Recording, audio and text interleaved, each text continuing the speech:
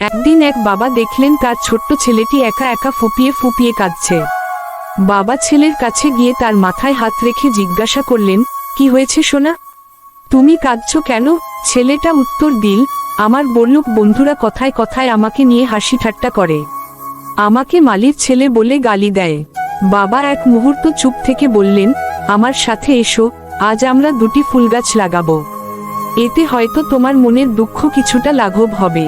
এরপর তিনি ছেলের হাত ধরে বাগানে নিয়ে গেলেন। বাবা বলে চললেন, আমরা আলাদাভাবে দুটো ফুলের গাছ লাগাবো, আমি একটির যত্ন নেব, তুমি অন্যটির। গাছের গোড়ায় আমি পুকুরের নোংরা পানি দেব আর তুমি দেবে টিউবওয়েলের পরিষ্কার পানি। এরপর এক সপ্তাহ কেটে গেল। ছেলেকে নিয়ে বাবা আবার বাগানে প্রবেশ করলেন। ছেলেটি অবাক হয়ে দেখল, তারটার চেয়ে বাবার ফুলগাছ অনেক বেশি সতেজ এবং স্বাস্থ্যকর। এটা কিভাবে সম্ভব?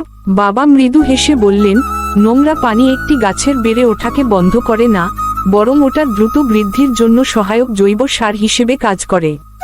তাই আজ থেকে মানুষের বিদ্রূপ আর বাজে কথাকে পাত্তা না দিয়ে মনোযোগ সহকারে নিজের কাজ করবে। তাহলে আমার দারিদ্র পুকুরের ওই নোংরা পানির মতোই তোমার জীবন গঠনে সাহায্য করবে। অতএব পরিশেষে বলা যায়, কে কি বলল সেটাতে কান না দিয়ে নিজের কাজে মনোযোগী হন, একদিন সফলতা নিশ্চয়ই আসবে ইনশাআল্লাহ।